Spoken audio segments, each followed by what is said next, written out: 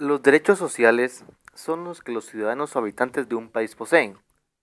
En otras palabras, son la consecuencia natural del estado de una persona o de las relaciones con respecto a otras, o bien la facultad del ser humano para hacer legítimamente lo que conduce a los fines de su vida. Implican el acceso a los medios necesarios para tener las condiciones de vida dignas.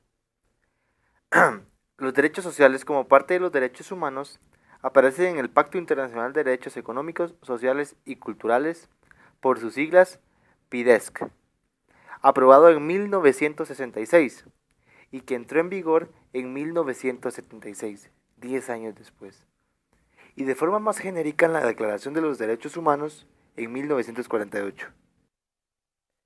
Los derechos sociales son los que humanizan a los individuos, sus relaciones y el entorno en que se desarrollan.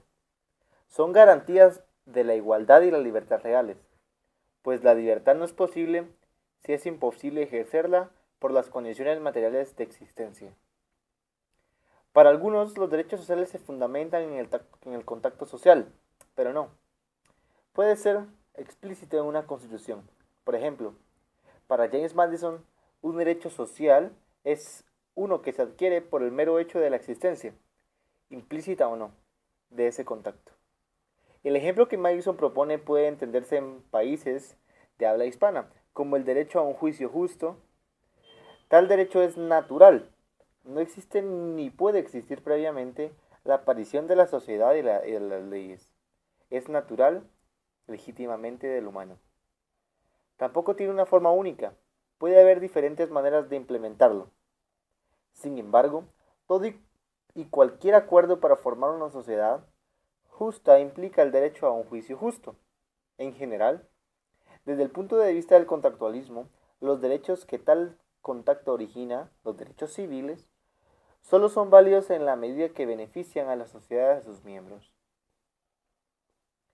Si ese no es el caso, se renegocia el contrato a través de elecciones o cambios a la ley, o últimamente se recurre legítimamente a la insurrección. Los derechos culturales son derechos relacionados con el arte y la cultura, entendidos en una amplia dimensión. Son derechos promovidos para garantizar que las personas y las comunidades tengan acceso a la cultura y puedan participar en aquella que sea de su elección. Son fundamentalmente derechos humanos para asegurar el disfrute de la cultura y de sus componentes en condiciones de igualdad, dignidad humana y no discriminación. Son derechos relativos y cuestiones como la lengua, la producción cultural y artística, la participación en la cultura, el patrimonio cultural, los derechos de autor, las minorías y el acceso a la cultura, entre otros, son algunos de los derechos culturales que podemos mostrar.